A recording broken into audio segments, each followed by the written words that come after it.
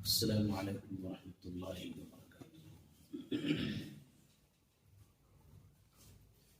الحمد للہ رب العالمین الرحمن الرحیم مالک یوم الدین، اشہد ان لا الہ الا اللہ وحدہ لا شریک لہ واشہد ان محمدا عبدہ ورسولہ، اما بعد، قال اللہ عز وجل: إنما يعمر مساجد الله من آمن بالله واليوم الآخر وأقام الصلاة وآتى الزكاة ولم يخش إلا الله وعسى أولئك أن يكونوا من المهتدين. وقال النبي صلى الله عليه وسلم: أحب البلاد إلى الله مساجدها وأبغض البلاد إلى الله أسواقها. برادران اسلام، مذہب اسلام میں مسجد کی بڑی اہمیت، بڑی عظمت، بڑی فضیلت ہے۔ یہ مسجدیں اللہ رب العالمین کا گھر ہیں، جنت کے باغوں میں سے ایک باغ ہے، اسلام کا شعار ہے، اور یہ مسجدیں دین کا مضبوط قلعہ ہے۔ اسی لیے اللہ کے نبی صلی اللہ علیہ وسلم نے روئے زمین کا سب سے مقدس حصہ بتایا۔ اللہ کے نبی صلی اللہ علیہ وسلم نے فرمایا: احب البلاد الی اللہ مساجد، کہ سب سے بہترین جگہ روئے زمین کی وہ مسجد ہے، اور سب سے بری جگہ، سب سے مقبوض جگہ بازار ہے، مارکیٹ۔ کیوں؟ اس لیے کہ بازار کے اندر دھوکہ ہوتا ہے، فریب ہوتا ہے، جھوٹ بولا جاتا ہے، خیانت کی جاتی ہے، چوریاں کی جاتی ہے۔ اسی لیے اللہ کے رسول صلی اللہ علیہ وسلم نے بازار کو سب سے بری جگہ اور مقبوض قرار دیا۔ مساجد کی تعمیر اور تاسیس پر اللہ کے رسول صلی اللہ علیہ وسلم نے بشارت سنائی، خوشخبری سنائی: من بنا مسجدا یبتغی بہ وجہ اللہ بنى اللہ لہ مثلہ فی الجنہ۔ اور دوسری روایت کے اندر فرمایا: من بنا مسجدا للہ کمفحص قطعۃ او اصغر بنى اللہ لہ بیتا فی الجنہ۔ یعنی جو شخص مسجد بنائے گا، مسجد کی تعمیر و تاسیس میں حصہ لے گا، اپنی شرکت کو دکھائے گا، اور دوسری روایت کے اندر کہا: کمفحص قطعۃ، پرندے کا گھونسلہ کتنا چھوٹا ہوتا ہے، گھونسلے کے مانند یا اس سے بھی چھوٹا، مسجد کی تعمیر کرتا ہے، مسجد کی تعمیر میں حصہ لیتا ہے، تو اللہ رب العالمین ایسے شخص کے لیے جنت کے اندر گھر کی تعمیر کرے گا۔ کتنی بڑی بشارت اور کتنی بڑی خوشخبری ہے۔ حضرات گرامی، مسجد کی عظمت اور فضیلت کے سلسلے میں بہت ساری روایات آپ کو ملیں گی، لیکن بیان کرنے کا مقصد یہ ہے کہ مسجد کے آداب کیا ہیں، مسجد کے احکام کیا ہیں۔ مسجد میں ہم حاضر ہوں تو اس صورت میں ہمارے آنے کا طریقہ کیا ہونا چاہیے، مسجد کی صفائی و ستھرائی کے تعلق سے کیا معیار ہونا چاہیے۔ تو مسجد کے آداب و احکام میں پہلا حکم یہ ہے کہ مساجد کی صفائی اور ستھرائی کا خیال بے حد اچھا اور بہترین ہونا چاہیے، اس لیے کہ اللہ رب العالمین نے خود فرمایا: وَأَعِدْنَا إِلَىٰ إِبْرَاهِيمَ وَإِسْمَاعِيلَ أَن طَهِّرَ بَيْتِيَ لِلطَّائِفِينَ وَالْعَاكِفِينَ وَالرُّكَّعِ السُّجُودِ، کہ ہم نے ابراہیم اور اسماعیل علیہ السلام سے عہد و پیمان لے لیا، وعدہ لے لیا، ان طہر بیتی للطائفین، کہ تم دونوں میرے گھر کی پاکی اور صفائی کرو، میرے گھر کو پاک و صاف رکھو گے۔ کس کے لیے؟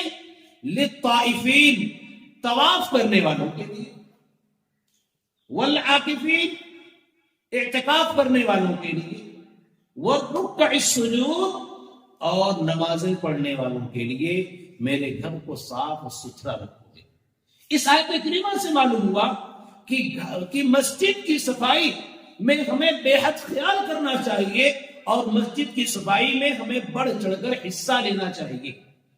اسی طریقے سے اللہ کے نبی صلی اللہ علیہ وسلم نے فرمایا، امر رسول اللہ صلی اللہ علیہ وسلم ببناء المسجد فی الدور وان تنظف وتطیب، کہ اللہ کے رسول صلی اللہ علیہ وسلم نے حکم دیا کہ ہر محلوں کے اندر مسجد کو بنایا جائے، ہر محلے میں مسجد بنائی جائے، وان تنظف، مسجدوں کے بنانے کے ساتھ ساتھ مسجد کو صاف ستھرا رکھا جائے، وتطیب، اور مسجد کو معطر رکھا جائے، مسجد کو خوشبودار بنایا جائے، مسجد کو پورے طور سے خوشبو سے معطر کیا جائے۔ یہ شریعت اسلامیہ ہمیں حکم دیتی ہے۔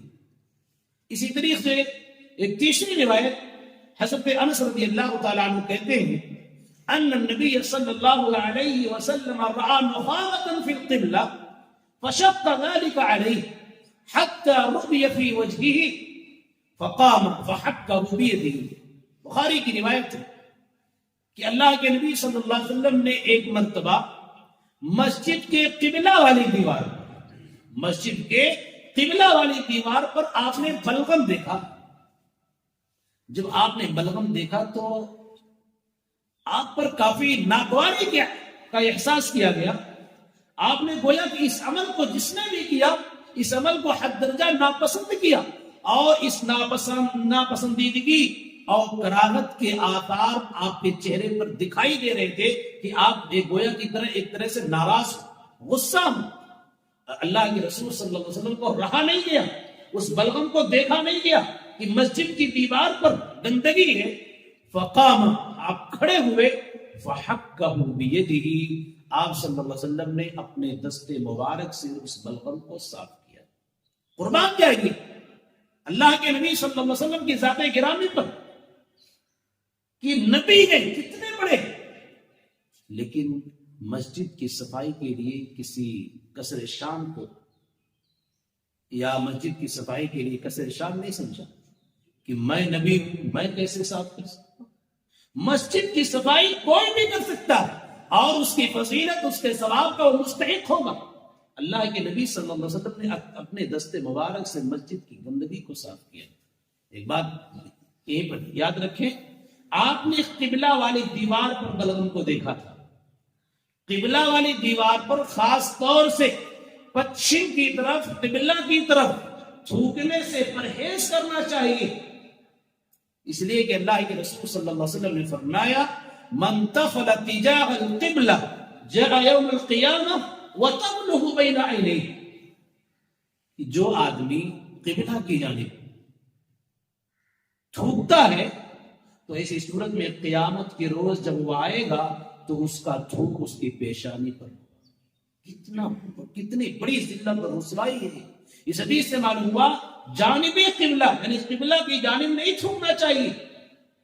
عام طور سے دیکھا جائے سماج کے اندر، اگر قبلہ کی طرف پیر کر لیا تو سب سے بڑا مجرم، قبلہ کی طرف پیر کر لیا تو گستاخ ہے، یہ گستاخ کعبہ ہے، طرح طرح کی باتیں کی جاتی ہیں جس کے تعلق سے کوئی روایت نہیں۔ آپ کر سکتے ہیں قبلہ کی طرف اپنے پیر، کوئی ممانعت نہیں ہے، لیکن جس سلسلے میں ممانعت ہے کہ قبلہ کی طرف نہیں تھوکنا چاہیے، بڑے دھڑلے کے ساتھ لوگ قبلہ کی جانب تھوکتے ہیں۔ سخت وعید سنائی گئی کہ جس نے قبلہ کی جانب تھوکا تو ایسی صورت میں قیامت کے روز جب وہ آئے گا تو اس کا تھوک اس کی پیشانی پر، دونوں آنکھوں کے درمیان۔ حضرات گرامی، بخاری کی روایت ہے، حضرت ابو ہریرہ رضی اللہ تعالیٰ عنہ کہتے ہیں کہ اللہ کے رسول صلی اللہ علیہ وسلم کی مسجد نبوی، جو مسجد تھی مسجد نبوی، اس مسجد میں ایک عورت، کالے رنگ کی عورت مسجد کی صفائی ستھرائی کر رہی تھی۔ اس سے کیا معلوم ہوا کہ عورت مسجد میں آ سکتی ہے، عورت کا مسجد میں آنا فتنہ نہیں ہے۔ بہت سارے احباب کو آپ دیکھیں گے عورت کا مسجد میں آنا فتنہ ہے، عورت نہیں آ سکتی، باقی مارکیٹ کے اندر گھومے، دوسری جگہوں پر گھومے، کوئی فتنہ نہیں۔ مسجد کو فتنے کی جگہ بتا دیا، اور شریعت اسلامیہ یہ کہہ رہی ہے مسجد دنیا کی سب سے اچھی جگہ ہے، اور ہمارے اخوان یہ کہتے ہیں کہ مسجد تو فتنے والی جگہ ہوگی۔ اور یہاں ایک عورت، کالے رنگ کی عورت مسجد نبوی کی صفائی ستھرائی کر رہی تھی۔ آپ نے 2-3 دن دیکھا کہ وہ عورت دکھائی نہیں دے رہی ہے، مسجد کی صفائی نہیں ہوئی ہے۔ آپ صلی اللہ علیہ وسلم نے صحابہ کرام سے پوچھا وہ عورت کہاں ہے جو مسجد کی صفائی ستھرائی کر رہی ہے؟ صحابہ کرام نے کہا اللہ کے رسول اس کا انتقال ہو گیا۔ اللہ کے رسول صلی اللہ علیہ وسلم نے جب یہ سنا کہ اس کا انتقال ہو گیا تو آپ نے فرمایا افلا آذنتمونی، تم لوگوں نے مجھ کو بتایا کیوں نہیں؟ کیا معلوم ہوا؟ اللہ کے رسول عالم الغیب نہیں تھے، غیب کی باتیں نہیں جانتے تھے۔ اگر غیب کی باتیں جانتے تو اللہ کے رسول کہتے ہیں میں جانتا ہوں کہ اس کا انتقال ہو گیا۔ آپ نے کہا افلا آذنتمونی، تم لوگوں نے بتایا کیوں نہیں؟ ابو ہریرہ کہتے ہیں کہ اللہ کے رسول صلی اللہ علیہ وسلم لوگوں نے اس بات کو بہت معمولی سمجھا، جیسے آج ہمارے ہاں کیا ہے، جو محسن ہے مسجد کے، دوسرے مساجد کے، بہت معمولی سمجھا جاتا ہے، حقارت کی نگاہ سے دیکھا جاتا ہے، ان کو ویلو نہیں دی جاتی، ان کو اہمیت نہیں دی جاتی۔ اور یہ شریعت یا اللہ کے رسول صلی اللہ علیہ وسلم اپنے فعل سے یہاں اہمیت دے رہے ہیں۔ آپ نے کہا مجھ کو بتایا کیوں نہیں؟ تو صحابہ کرام نے کہا اللہ کے رسول بہت معمولی بات تھی اس لیے لوگوں نے بتایا۔ اللہ کے رسول صلی اللہ علیہ وسلم نے فرمایا دلونی علی قبرها، چلو اس عورت کی قبر مجھے بتاؤ۔ اس روایت سے بھی معلوم ہوا کہ اللہ کے رسول غیب کی باتیں نہیں جانتے تھے۔ اگر آپ غیب کی باتیں جانتے تو آپ کہتے چلو میں اس کی قبر جانتا ہوں۔ کہا دلونی علی قبرها، مجھے اس عورت کی قبر بتاؤ۔ آپ صلی اللہ علیہ وسلم کو قبر بتایا گیا، لے جایا گیا، اور آپ نے پھر جنازے کی نماز پڑھی۔ حضرت گرامی، اس روایت سے بتانے کا مقصد صرف یہ ہے کہ مسجد کی صفائی ستھرائی کرنے والی عورت کا آپ نے اس قدر پاس و لحاظ کیا کہ آپ صلی اللہ علیہ وسلم نے دوبارہ جا کر کے اس کی قبر پر ایک نئی سنت پیدا کر کے امت کو پیغام دیا کہ مسجد کے مؤذنین، مسجد کی صفائی ستھرائی کرنے والوں کو اہمیت دی جائے۔ آپ صلی اللہ علیہ وسلم نے اس سے پہلے کسی کی جنازے کی نماز جا کر کے نہیں پڑھی تھی۔ آپ نے ایک نئی سنت کو ایجاد کیا، ایک نیا طریقہ آپ نے دیا کہ اگر کسی کی جنازے کی نماز چھوٹ جائے تو ایسی صورت میں جا کر کے قبر پر جنازے کی نماز وہ پڑھ سکتا ہے۔ اس لیے ہمیں اس سلسلے میں بہت زیادہ متوجہ ہونے کی ضرورت ہے۔ ہم تو اپنے کپڑوں کو صاف کر لیتے ہیں، گھروں کو صاف کر لیتے ہیں، گاڑیوں کو صاف کر لیتے ہیں، گھروں کو مزین بنا لیتے ہیں، گھروں کو خوشبودار بنا لیتے ہیں، معطر بنا دیتے ہیں، لیکن مسجد جو اللہ رب العالمین کا گھر ہے اس کو بھی معطر کرنے کی ضرورت ہے، اور اس کو بھی صاف ستھرا کرنے کی ضرورت ہے۔ اور دوسری روایت کے اندر اللہ کے رسول صلی اللہ علیہ وسلم نے مؤذنین کی فضیلت کے سلسلے میں کہا المؤذنون اطول الناس اعناقا یوم القیامہ، جو مسجد کے اندر اذان دینے والے افراد ہیں قیامت کے روز ان کی گردنیں سب سے اونچی ہوں گی، سب سے اونچی گردن ان کی ہوگی۔ کیوں؟ اس لیے کہ دنیا کے اندر صدائے توحید بلند کرتے تھے، صدائے رسالت کو بلند کرتے تھے۔ جب وہ اپنی قبروں سے اٹھیں گے، آئیں گے، تو ان کی قبریں سب سے نمایاں ہوں، تو ان کی گردنیں سب سے نمایاں ہوں گی، ان کی گردنیں سب سے ظاہر ہوں گی، جو اس بات کی علامت اور نشانی ہوگی کہ دنیا کے اندر صدائے توحید بلند کیا کرتے تھے، اذان دیا کرتے تھے۔ اس لیے میرے عزیزو، ضرورت اس بات کی ہے، مسجد کی تعمیر اچھی بات ہے، فضیلت والا کام ہے، بہتر کام ہے، قابل رشک عمل ہے، لیکن مسجد کی تعمیر اور تاسیس کے ساتھ ساتھ مسجدوں کی صفائی کی طرف خصوصی توجہ دیا جائے۔ اپنے فعل سے کسی تنکے کو مسجد کے اندر نہ پھینکا جائے، بلکہ کوشش یہ کی جائے کہ اس تنکے کو مسجد سے باہر کیا جائے۔ اللہ رب العالمین سے دعا ہے کہ اللہ العالمین ہم تمام لوگوں کو مسجد کی عظمت کو سمجھنے اور اس کی اہمیت کو سمجھنے کی توفیق عطا فرما، اور مسجد کی پاکی اور صفائی ستھرائی کا خاص خیال رکھنے کی توفیق عطا فرما۔